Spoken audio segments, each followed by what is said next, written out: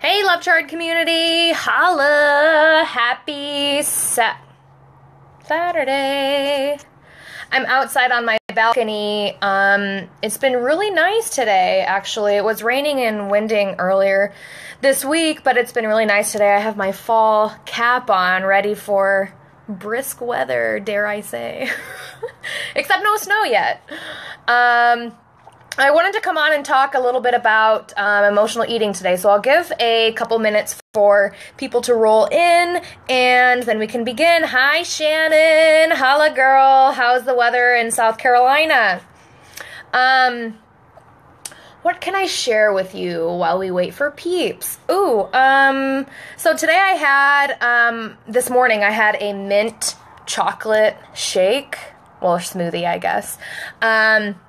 It was, spinach, water, almond milk, frozen bananas, a few fresh mint leaves, vanilla, cacao, and flaxseed. So that was my spinach, chocolate mint smoothie that I had as an appetizer. And then for lunch, I had a big bowl of sweet potato vegetable soup. So it had sweet potatoes, kale, spinach, Swiss chard, tomatoes, onions, garlic, zucchini, chickpeas, and then like chili, paprika, basil, cilantro, a lot of spices, black pepper, white pepper, turmeric. So it's kind of like I based it on the recipe, which recipe book was that from? The Oh She Glows cookbook. It's her, what's it called? I think it's called African Peanut Stew. So I based it off of that recipe. I omitted some things, I added some more, so, but I got inspired by that recipe. If you're here, tell me what your favorite leafy green is. I want to know what you guys are eating for leafy greens. Hi, Jason. As far as my favorite, it's kind of hard for me to say that it's not Swiss chard, but, I really like, it's probably a toss-up between, spinach and romaine for me. I love them both. Those are the bases of my salads a lot, and then I interchange, other greens, kale, Swiss chard, watercress, mustard greens, all that kind of stuff. Juanita loves kale. Yeah, girl. Love me some kale. All right, so let's get into it. So I just uploaded, or I posted earlier today in the community group, a link to my new emotional eating breakthrough workbook. And this is a really important thing because, learning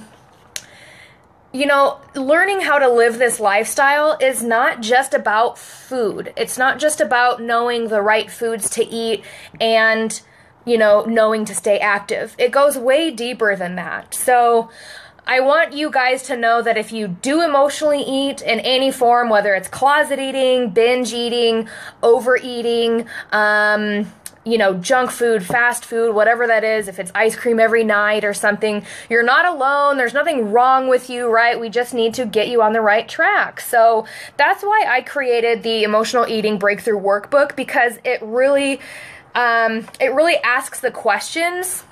Am I freezing, or can you guys see and hear me okay? Let me know. So this workbook, what it does, it really asks the questions. And it asks questions that maybe you haven't asked yourself yet, or maybe you aren't addressing. So it really dives into what we're eating, why we're eating it, when we're eating it, how we feel, what our emotions are around these foods, what times, what social situations drive these things. We're confined, no, it's good. Okay, great.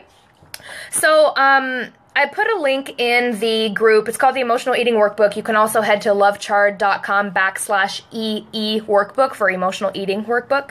And I'll put the link down below as well, so that you guys can download this. But I really want you to, if you are an emotional eater, if you think you might be an emotional eater, if you know that your food is on point, but you still struggle with emotional eating, then please, please, please download this workbook and dive into the questions, because it really will help open some doors for you and get you to think of some things that maybe you haven't before, that you haven't addressed yet. So I'll be talking about this a lot because this is an issue that needs to be addressed. And it needs to be worked through, because I know how helpless it feels to be an emotional eater.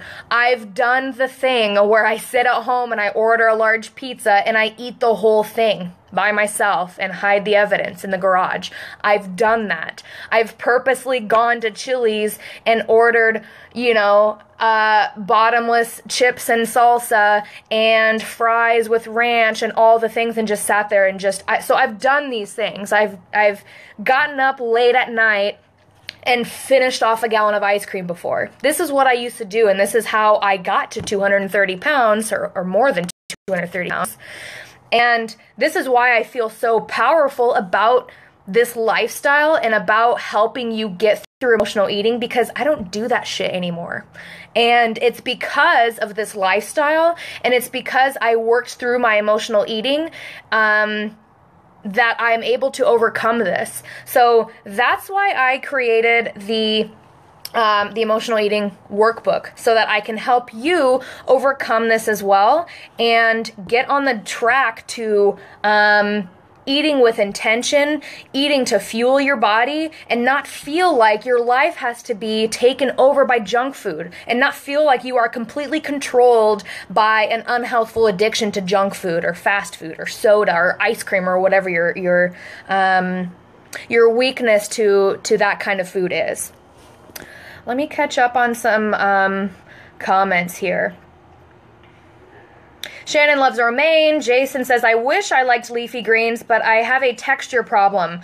So let's talk about that for a little bit. I had a texture problem with literally all the vegetables. I did not eat vegetables at all, unless they were in the form of like ketchup for my fries or pasta sauce on my pizza.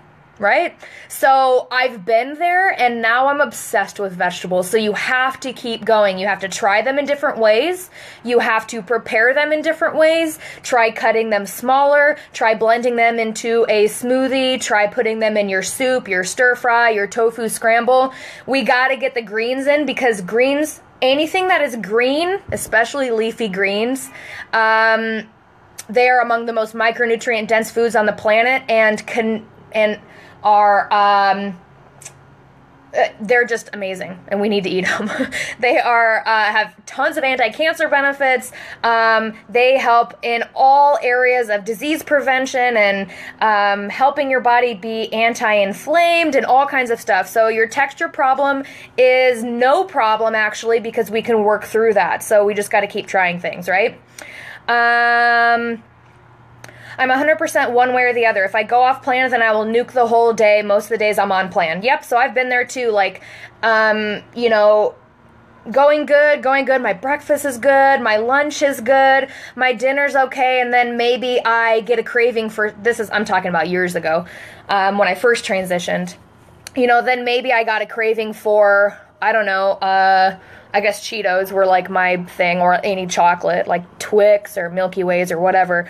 And then I would just think, you know what, I'm just going to have one bite. I'm just going to have one bite, or I'm just going to have one, or, I had a really good day. I had a really good week, and I deserve this, right? I gave myself any excuse that I had to do this. And then when I did, it was just a big downward spiral, because when we're going off plan, we're eating things that are very addicting to the mind and to the body, and so it's not a wonder that we go into a downward spiral, and that may turn into a binge. So until we can get our food right and explore these emotional eating issues and situations and know why we do them, when we do them, and all that, then we can start to work through some of that stuff and be more conscious of our decisions. But I totally was the same way. I've done that many times, thinking you can just have a bite here and then the rest of the day is, you know, quote unquote ruined, or I'll start over on Monday, it's the weekend, you know, and I'll just have whatever this weekend.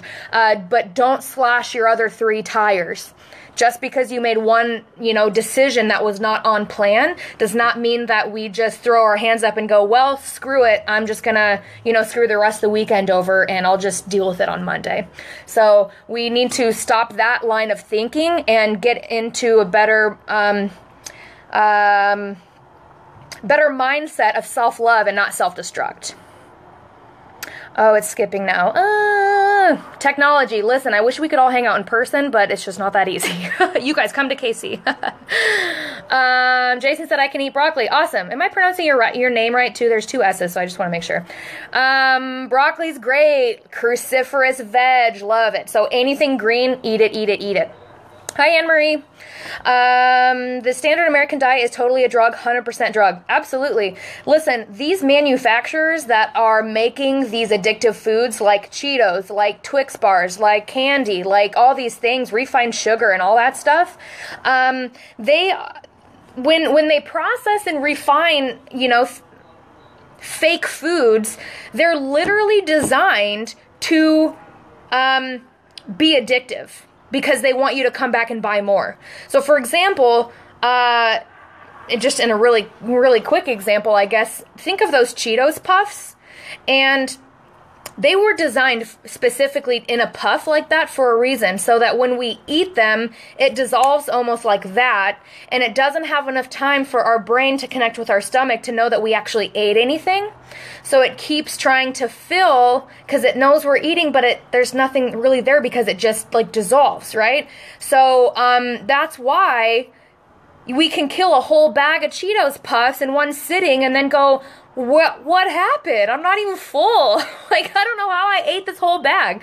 So things are literally designed so that we binge, so that we're addicted, so that we come back for more, so that we go through withdrawals without them, so that they give us a headache if we don't eat them. And that's the food we want to stay away from, right? Hummus does not do that to us. You're not waking up at midnight, going to the fridge and like stuffing your face with grapes and can't get enough, right? So whole foods don't have the effect on us as the refined junk does. So keep that in mind. Are you in control of your food, or are you letting unhealthful food, fake food, control you?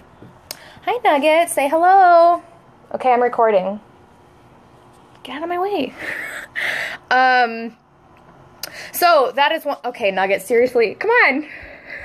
Do you guys know our cat's name is TK? It stands for tomato kale. And then we call him Tommy, and then we call him Nugget, or a bunch of other choice names.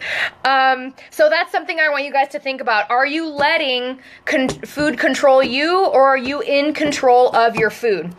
Jason, yeah, said it perfectly. Live to eat or eat to live. Exactly. I know so many people in this group right now are living to eat, and I know what that feels like because I did that. I would wake up thinking of food. I couldn't get enough Cheetos. I couldn't wait for happy hour to have the spinach artichoke dip, or to have the mudslide Slurpee Deluxe, or whatever I don't even know what stuff is called anymore. I've been there. And again, this is exactly why I created my Emotional Eating Breakthrough Workbook. So I'm going to leave you guys with that. I'll pop the link down below. If you didn't download that already, please do so. It's completely complimentary. If you are an emotional eater, if you have emotionally eaten before, and you know that you recognize that as a problem, or if you're not sure if maybe you are, definitely download this book and dive into these questions, because it will really help you think about your food choices and being mindful of what we're eating. So, hi Yulia, woo! Thanks for the love. I see hearts flying all over the screen, girl. Awesome. Hi Kelsey. So again, I'll pop that link down below so you guys can grab that. It is, you can also find it at lovechart.com/EE workbook for emotional eating workbook. Complimentary download, so get on that so we can start diving into that and get you through your emotional eating struggles. So Mrs. Lovechart is out. Oh, we have a comment. Hold on, I'm not out yet. You didn't lose me yet. Anne-Marie says, until until the love charts and the roots, I really didn't get that I was addicted. Now that I am eating compliant, I don't have cravings. It's great to be in control. Awesome. Jeffrey said awesome. Great. Congratulations, Anne-Marie. Anne-Marie is one of my star pupils in the Roots program, and she's now in our alumni program too, and she is killing it. Her meals are on point. We're in a hummus challenge right now. She's nailing that. Everything that this girl does is amazing. All of my girls in the Roots and alumni have proven to themselves that they are worth gaining control of their life and gaining control of the food that they eat. We can control what is going into our mouths or what is not going into our mouths. So I want to help you do that. Again, Emotional Eating Workbook is going to be down below in the link as soon as I hit end broadcast. I'll put that link down below so you can grab that, completely complimentary. And I will see you guys probably in a few days. I'll probably come on and do another live.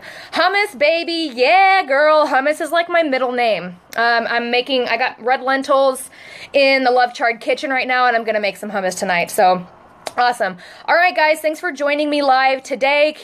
Feel free to keep the conversation going down below after I hit end broadcast. If you have any questions, comments, anything like that, please feel free to leave that down below.